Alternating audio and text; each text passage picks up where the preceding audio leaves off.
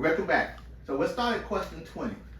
If a property manager does not intend to file a claim on a part of a residential tenant's security deposit, how many days does the manager have to return the deposit? C. You said C, 15, C is correct. A, 7, B, 14, C, 15, D, 30.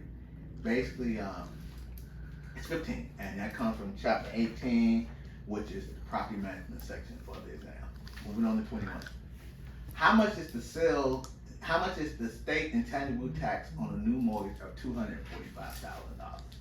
A, $440, B, $490, C, $1,207.50, D, $1,715. I know the immediate thing is to go grab the calculator. Again, know the concept, get the question right. So even before what is the first concept? The concept is intangible tax on a new mortgage. James Bond, 007, seller pays sales tax on the deed. Half of 007, 0035, buyer pays, I said sales tax, I meant doc tax. But doc stamp is just like sales tax. The buyer pays doc stamps on the mortgage, 0035.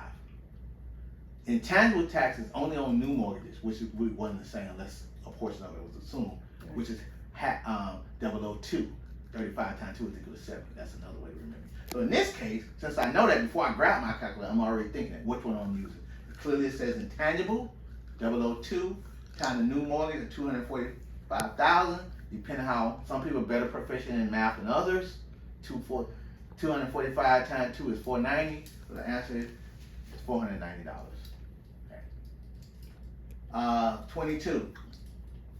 Comparable A sold for $596,900. The comparable is a 4-bedroom, 2-bathroom, and 4-bedroom, 2 and 1.5 bath home with a loft and a swimming pool. The loft is worth $80,000. The pool is worth $35,000. The subject property is a 4, 2 and 1.5 bath home. What is the adjusted sales price of comparable A? And sometimes we do it as we do our CMAs. Certainly, and this comes from chapter 7, which is the appraisal concept, sales, comparison, and cost appreciation, and income analysis. And this is part of the CMA approach, or the sales approach that an actual licensed appraiser would do. First concept, adjust the comps, not the subject. Okay, in this case, our subject is the 4, 2.5, but the comp is 4, 2.5, so there's no adjustment there. But the comp has a pool and it has a loft. And we don't have a pool or a loft, right? So we would adjust the comp. And also, if it's superior, you deduct it. If it's inferior, you add. So what happens is comp sold for $596,900, but the comp. So comp A sold for $596,900. Our subject does not have a pool, so we adjust the comp, not the subject. So we would deduct the value of the pool from that sales price, $596,900 minus $35,000, and we'll also deduct the loft because it doesn't say our subject has the loft. So basically, that comp A has about whatever 80,000, 35,000. That would be 115,000. So it's B as answer. So we deduct 115,000 from that sales price. We're trying to put the apples with the apples. 596,900 minus 115,000 would give you an answer of 481,900. And the reason why we adjust the comp, not the subject, because typically in an appraisal we'll have at least 3 comps. So we're not going to adjust the subject every single time. We're just making adjustments to each respective comp, whether it was better or worse. If it's superior, we adjust downward. If it's inferior, we adjust upward. But we adjust the comp, not the subject. That's the concept.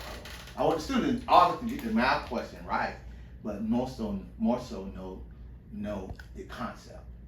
Adjust the comp, not the subject. And okay, number 23. Who issues a recommended order? Probable cause panel, administrative law judge, Florida Real Estate Commission, DPR secretary.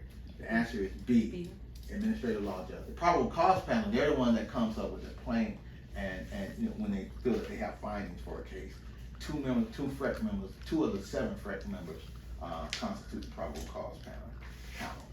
This comes from chapter 5, which is office inspections and disciplinary process. Okay. 24. The final payment in a partially amortized mortgage is called A, then A, participation, B, balloon mortgage, C, reduction option, D, buy down. B. The answer is B. And I know you have a mortgage background, but a balloon mortgage typically is when you have that lump sum payment, that final payment, a balloon, like a big fat balloon, a big fat payment. And that's in chapter 12, financing of real estate. And question 25, an apartment building, we can't escape this income approach. An apartment building had net operating income last year of $98,163. The annual debt service was $76,145. Depreciation was $26,457. And income taxes were $9,836. What was the after-tax cash flow? And this comes from chapter 15, I believe page 425. And this is actually, we're not trying to find the value with the typical formula, but we're trying to find the after-tax cash flow. I'll take a break, then I'll turn around and I'll go ahead and go to the board and explain how these numbers play out.